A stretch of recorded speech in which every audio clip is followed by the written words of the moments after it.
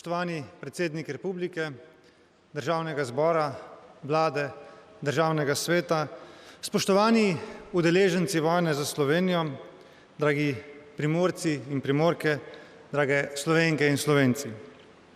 Dan suverenosti je velik praznik za vse ljudi, ki ljubimo svojo domovino. Današnji praznik je priložnost, da se spomnimo vseh, ki so skozi dolga stoletja verjeli v idejo samostojne Slovenije. Z današnjim praznikom slavimo tiste, ki ste z orožjem in za ceno lastnih življenj branili našo mlado državo. Zbrali smo se tu, na Primorskem, ki se je vedno hrabro in odločno postavila v bran slovenstvu.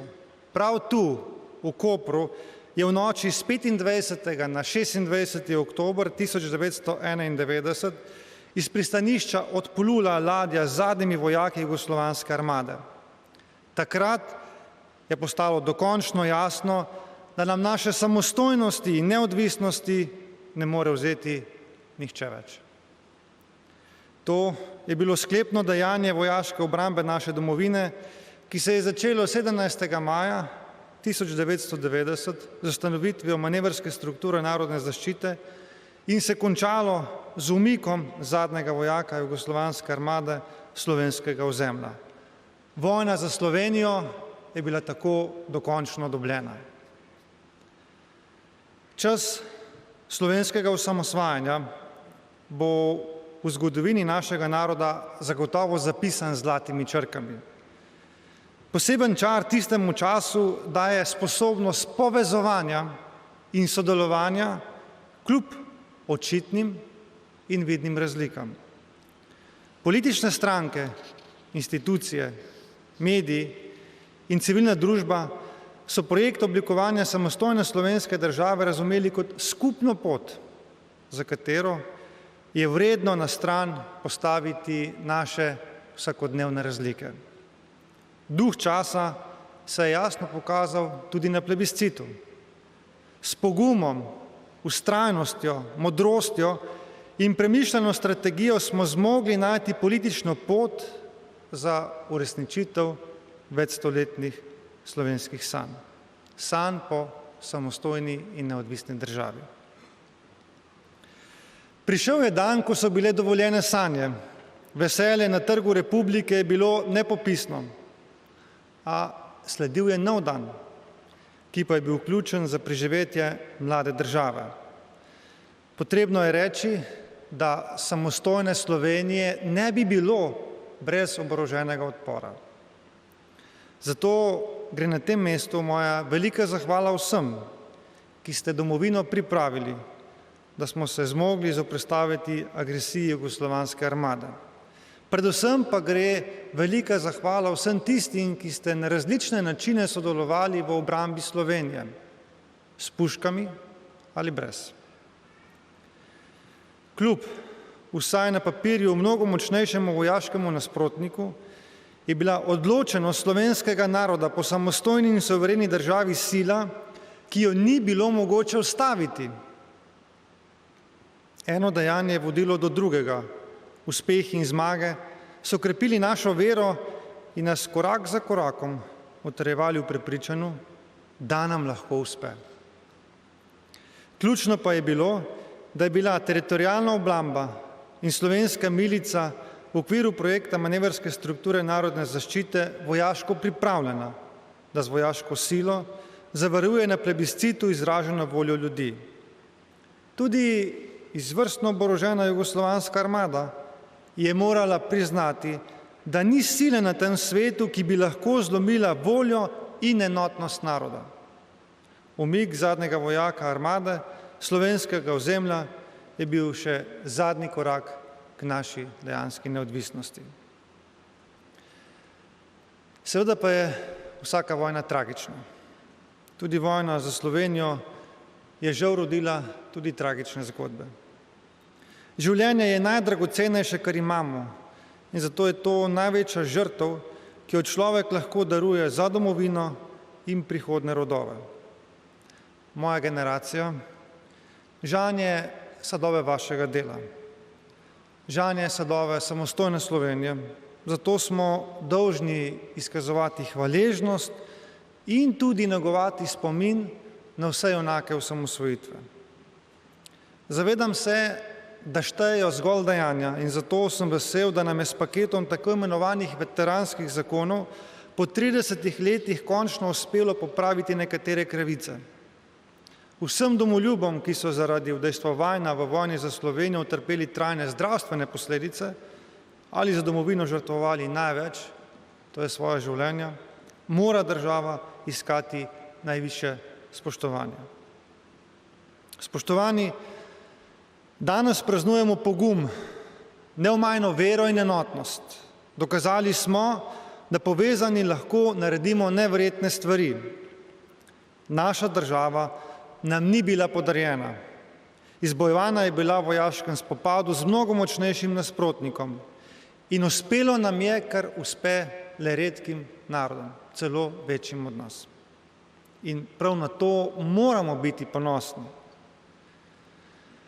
Slovenska vojska je eden od temeljev slovenske državnosti. Dogodki vojne za Slovenijo nam jasno izpričujejo, da je dobro opremljena in izurjena slovenska vojska ključna za zavarovanje in ohranitev naše suverenosti. Varnost je bila takrat in je danes temeljna vrednota ter pogoj za razvoj vseh drugih podsistemov. Brez varnosti ni miru in ni države blaginje.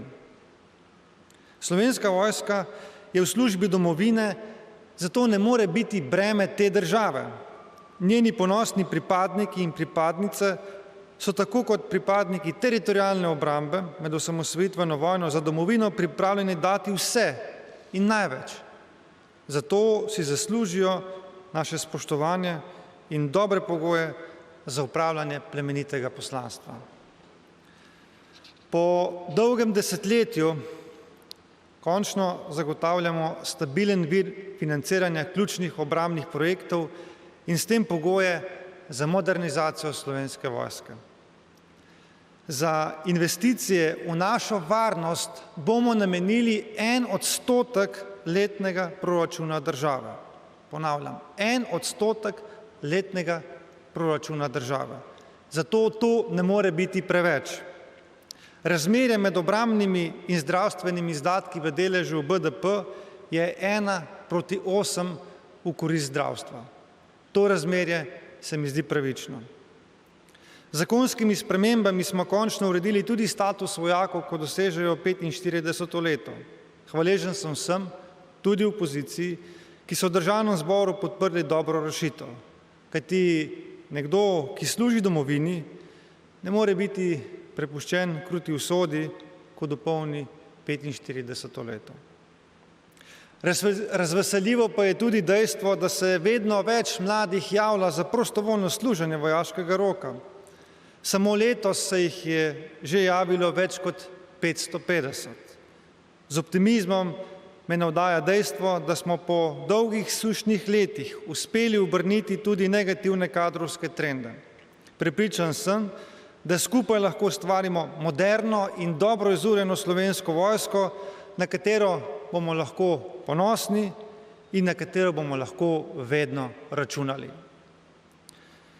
Spoštovani, 30 let skupaj gradimo samostojno državo. Kljub nekaterim ovinkom in stranpotem, ki so sestavni del zgodovine vsakega naroda, smo na prehojeno pot lahko ponosni. Odločitev za lastno državo je bila vsekakor pravilna. V teh letih smo na vseh področjih naredili ogromen napredek in izboljšali blaginjo vseh prebivalcev. Smo člani Evropske unije, Zveze NATO, OECD, smo del šengenskega in evroobmočja, kar nam zagotavlja mir, varnost, stabilnost in neslutene možnosti razvoja v družbi najboljših držav. Epidemija se je izkazala kot težka preizkušnja, ena težjih v zgodovini naše mlade države. Pred 30 leti nas je projekt osamosvojitve povezal in zato smo lahko dosegli stvari, ki so se zdele nepredstavljive. Spopad z epidemijo pa je žal pokazal številne odprte rane in bolečine ljudi. Žal smo priča še nikoli videnemu nezaupanju, ne le v odločitvi politike, ampak tudi v odločitve stroke, znanstvenikov, celo zdravnikov. Za svoje lastno zdravje in prihodnost naših otrok bomo vsekakor naredili največ, če zaupamo znanosti. Ne bi smeli ostati gluhi ob opozorilih stroke, da koristi cepljenja še vedno izrazito odtehtajo tveganja. Na primer, vožnja z avtomobilom statistično predstavlja mnogo večje tveganje za našo varnost in zdravje kot pa samo cepljenje, pa kljub temu se danes vozimo z avtomobili in ne hodimo peš. Spoštovani, po Sloveniji gradimo nujno potrebno infrastrukturo, ceste, železnice, domove za ostarele. Premikamo projekte, ki so vitalnega pomena za našo državo. Beležimo rekordno gospodarsko rast in zgodovinsko nizko brezposelnost.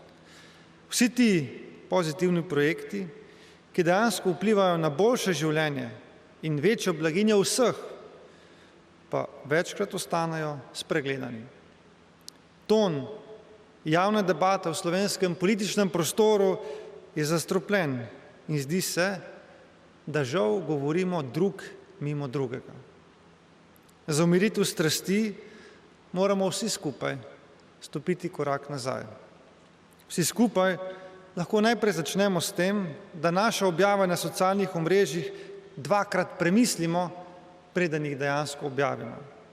Ostra in žal prevečkrat žaljiva komunikacija prek socialnih omrežij nas ovira pri skupnih prizadevanjih v realnem življenju. Danes bolj kot kadarkoli prej potrebujemo minimalni, vsaj minimalni politični konsenz pri 3 stvareh. Prvič, boju z epidemijo, drugič, pri nadaljnjem gospodarskem okrevanju in tretjič, pri dokončanju predsedovanja Evropski uniji. In to bi morali biti 3 skupni nacionalni projekti pred naslednjimi volitvami, kjer ne bi smelo biti opozicije ali koalicije, ampak zgolj Slovenija. Spoštovani zbrani, prihaja novih 30 let.